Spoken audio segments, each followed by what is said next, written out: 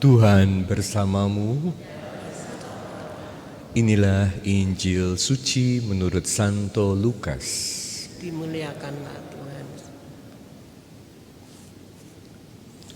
Sekali peristiwa Yesus bersabda, "Celakalah kalian, hai orang-orang Farisi, sebab kalian membayar persepuluhan dari selasih, inggu, dan segala jenis sayuran, tetapi kalian mengabaikan keadilan dan kasih Allah. Yang satu harus dilakukan dan yang lain jangan diabaikan. Celakalah kalian, hai orang-orang Farisi, sebab kalian suka duduk di tempat terdepan di rumah ibadat dan suka menerima penghormatan di pasar. Celakalah kalian, sebab kalian seperti kubur yang tidak memakai tanda. Orang-orang yang berjalan di atasnya tidak mengetahuinya." Seorang ahli Taurat menjawab, "Guru, dengan berkata demikian, engkau menghina kami juga." Tetapi Yesus berkata lagi, "Celakalah kalian juga, hai ahli-ahli Taurat, sebab kalian meletakkan beban yang tak terpikul pada orang, tetapi kalian sendiri tidak menyentuh beban itu dengan satu jari pun." Demikianlah Injil Tuhan. Terpujilah Kristus. Saudara-saudari sekalian terkasih dalam Kristus, Santo Agustinus pernah mengingatkan kita, kesombongan adalah awal dari segala kehancuran. Kesombongan adalah awal dari segala kehancuran. Dan kesombongan ini juga tidak luput bisa menyerang kita semua yang rajin ke gereja. Kita yang rajin melakukan firman Tuhan. Kita yang rajin baca kitab suci. Kita yang tahu banyak tentang kitab suci dan ajaran gereja. Kesombongan bisa menyerang kita, dan kesombongan bisa menghancurkan kita. Oleh karena itu kita harus hati-hati. Kita semua yang melakukan pelayanan di dalam gereja, kita berpikir kita udah kasih waktu, kita udah kasih tenaga, kita udah kasih uang, banyak hal yang kita lakukan. Hati-hati, kita tidak luput dari godaan kesombongan.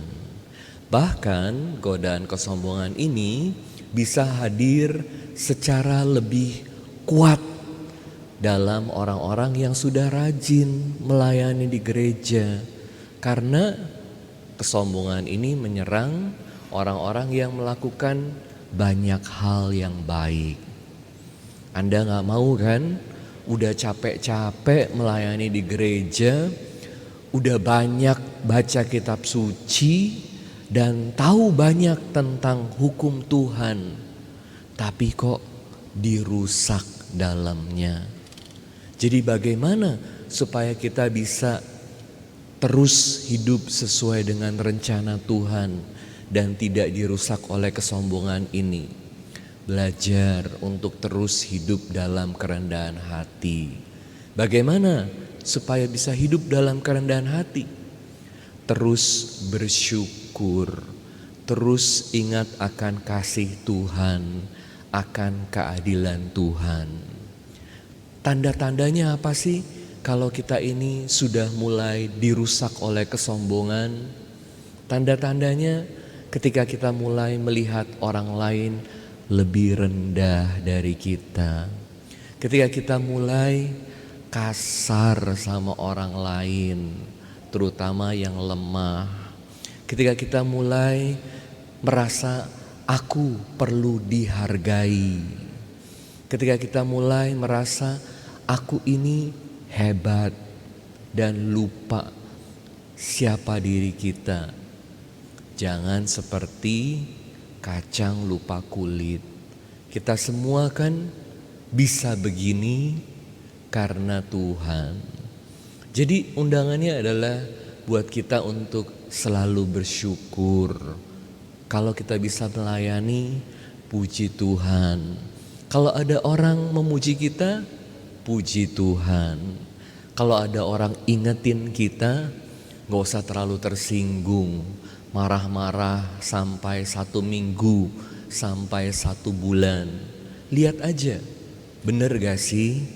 Kalau gak bener, anggap ini sebagai peringatan supaya kita bisa rendah hati. Kalau itu betul, terima dan buat supaya kita jadi pribadi yang lebih baik.